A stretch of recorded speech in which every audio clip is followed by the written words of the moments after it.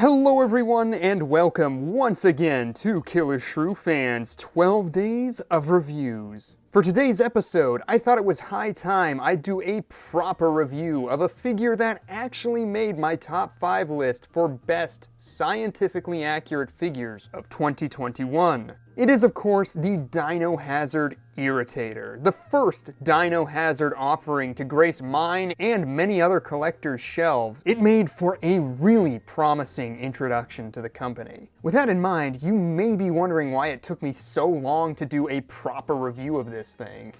Not like I haven't taken my time reviewing other great figures, but there was a considerable problem when this figure first released.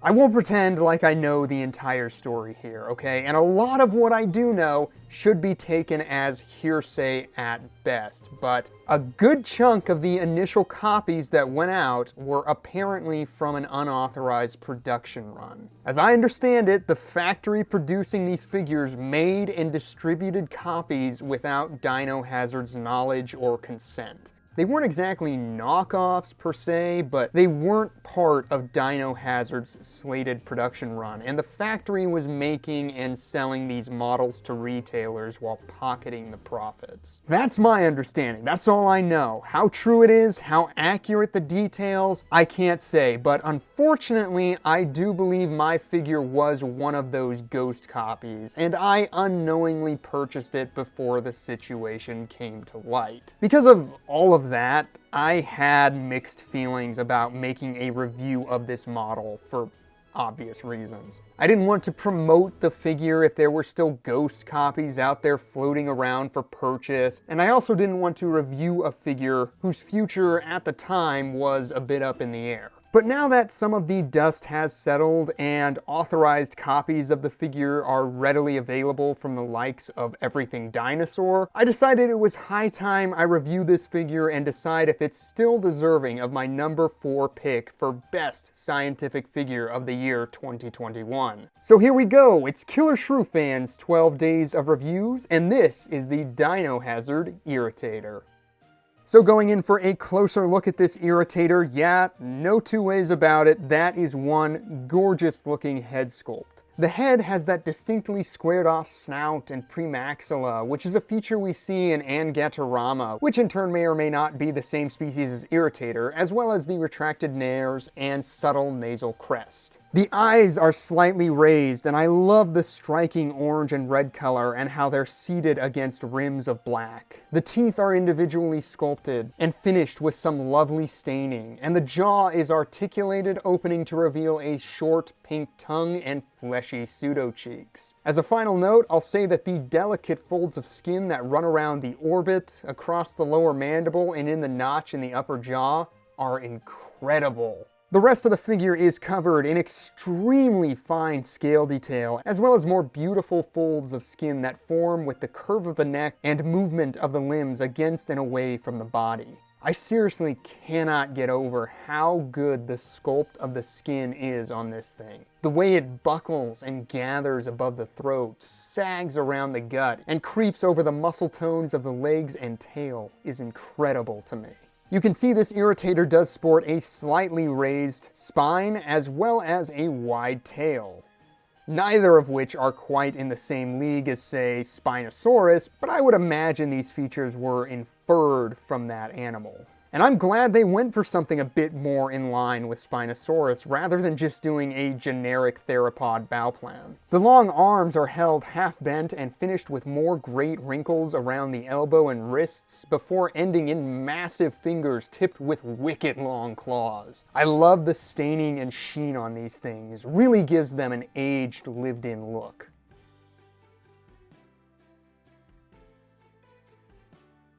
The legs are quite robust, but still relatively short, with strong cords of muscles in the thigh, as well as drumstick calves feeding down into gracile ankles and delicate feet. The backs of the toes have that plate scaling, as well as small reticulate scales, which really gives them that emu-like look, and I absolutely love the movement of the toes in that half-lifted foot.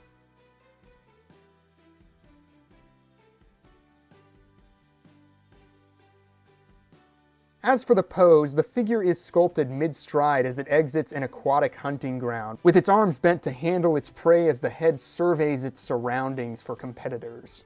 So that's the sculpt of this thing. Not a bad big picture, but it is absolutely stunning how intricate and lifelike that detail work is. Unfortunately, that great work is interrupted by a few rather atrocious seams here and there, most notably around the limbs, at the base of the tail, and back of the head. They're not quite as noticeable at a distance, but it is unfortunate how much they interrupt the nuanced sculpt upon a closer examination.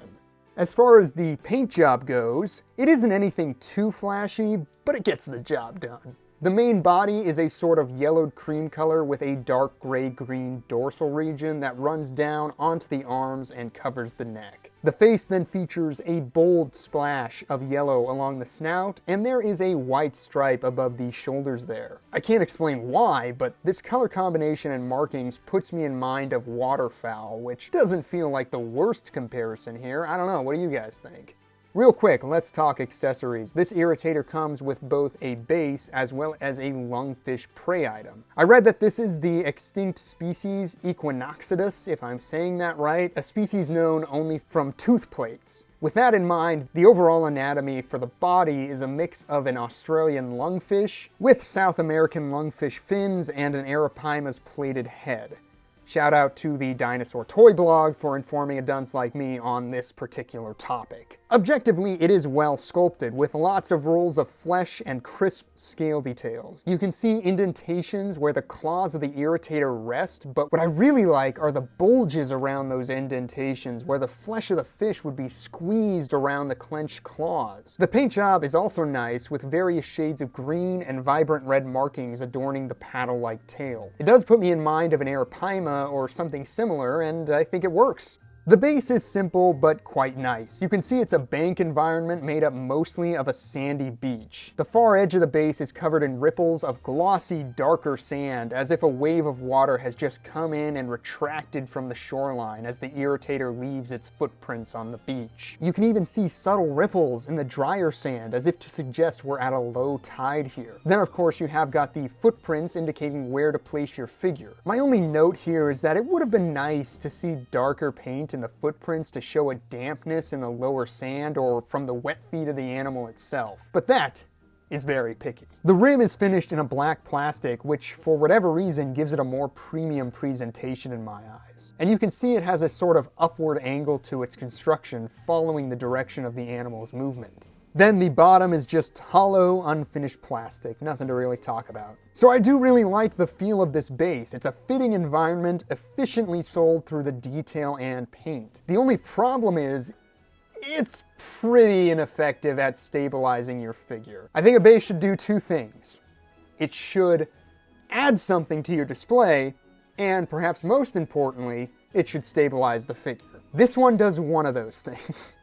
I think a small peg would have helped here, because as is, it's a lot of guesswork trying to get your figure stable on the base, and I found it works best when it's not even resting in the footprint and using the lungfish's tail as a crutch. Unfortunately, given how uncertain that setup is, the figure is prone to tumbling, and the paint can only take so much. I mean, just filming this review alone has led to at least a dozen pratfalls, and some scuffs are inevitably starting to pop up here and there, so do be careful when displaying this one. I recommend either a spare PNSO rod or blue tack to really keep it stuck down in that footprint. Regardless of the instability, the base does meet the first criteria. The combination of that sandy base environment and accessory prey item with the dinosaur really works to create an entire scene, which I always love when it comes to displaying my figures. You can have just the irritator walking a shoreline, or feature the lungfish in its claws, or place it in the open articulated jaw, or just choose to have it resting on the beach before the irritator has had a chance to dig in. No matter how you choose to do it, you're in for one cool setup that manages to transcend being just another plastic dinosaur figure on your shelf. Now for some measurements. This figure comes in at roughly 14 inches or just under 36 centimeters long in a straight measurement, but it does eke out another ½ inch with the curve of the neck and tail. Meanwhile, on the base, it reaches about 4¼ inches off the ground, or around 11 centimeters.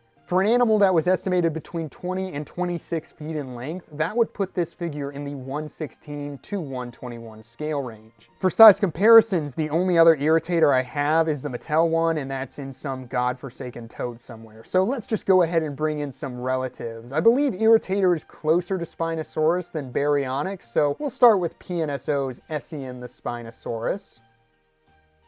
And while we're on PNSO, here's their recent Sinopliosaurus or Siamos, or whatever the heck it's supposed to be. I don't know. I don't have a dog in that fight. It looks good, okay? It looks like it's a good looking piece. I don't care what you call it. And then here's a mini Baryonyx from PNSO, which could work as a generic infant, I guess. And speaking of Baryonyx, here it is with the Favorite Co. as a final scientific comparison. And just for the heck of it, let's bring in some movie monster relatives. First up, here it is with Nanmu's Baryonyx Santiago, which is of course based off of the ugly, ugly Fallen Kingdom design.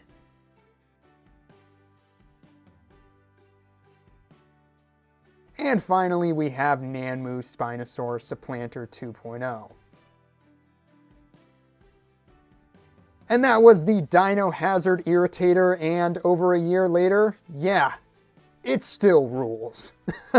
The detail of the sculpt is great, the paint job is eye-catching without being gaudy, and the accessories are awesome additions that help to create an entire scene on your shelf. The base is admittedly ineffective at stabilizing the figure, and the seams can be a bit distracting, but overall, if this is the kind of work we can expect from Dino Hazard, I am in. 100%. Bring on that Carcharodontosaurus. I am so ready for it. In the meantime though, if you haven't already, I highly recommend tracking down a copy of this Irritator from a certified retailer, of course. I definitely dig it, and I'm sure you will too. And on that note, I want to know what you guys think of this figure. Do you own it yet? Are you planning to track one down? And what dinosaur would you like to see Dino Hazard do next? Drop a comment down below, and as always, thank you so much for tuning in to today's review. I hope you enjoyed it, and I hope to see you again tomorrow for a look at a new posable pal from David Silva. Until then, take care out there, and bye-bye.